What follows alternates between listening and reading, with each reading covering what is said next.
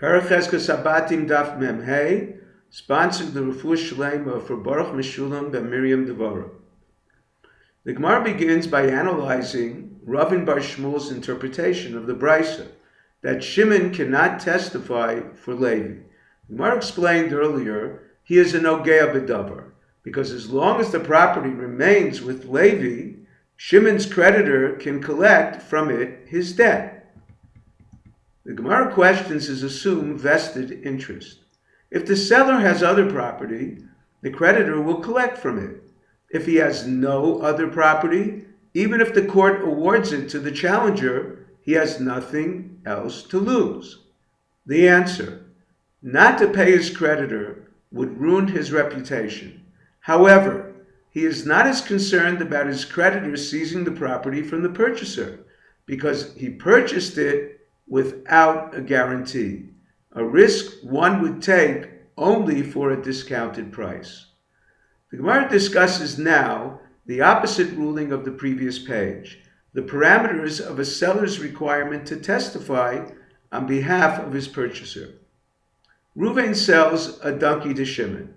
A Gentile forces the buyer to relinquish it illegally, claiming it was stolen from him. The seller must testify on his behalf to prove his ownership when, number one, the buyer does not recognize it as the seller's, allowing him to question the validity of the sale. However, if the buyer recognizes it as the seller's, he does not have to assist its retrieval. It is the buyer's responsibility to sue the Gentile. Number two, even if the buyer does not recognize it as the seller's, he is obligated to testify only if the Gentile took the animal without its saddle.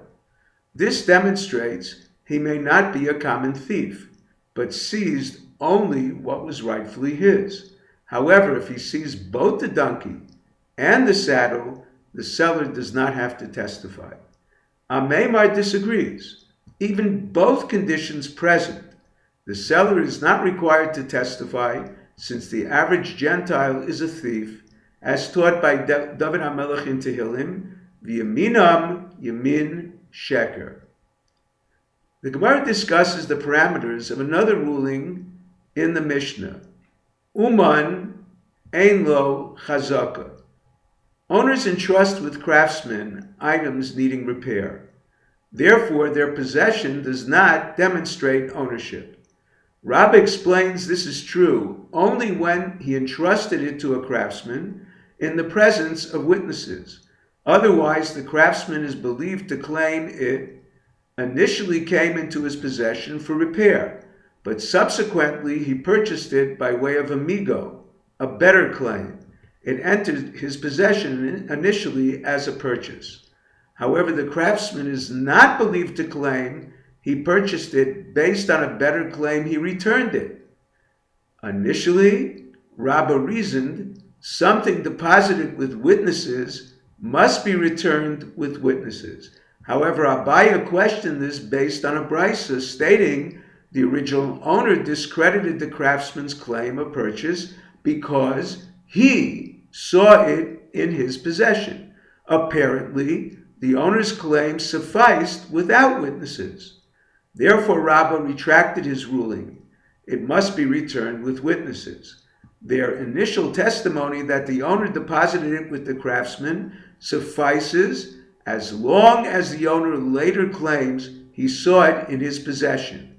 However, if the craftsman volunteers that information, his claim of ownership is believed. If you're enjoying Daf and 5, please click on the link below, subscribe, and become a sponsor. Thank you.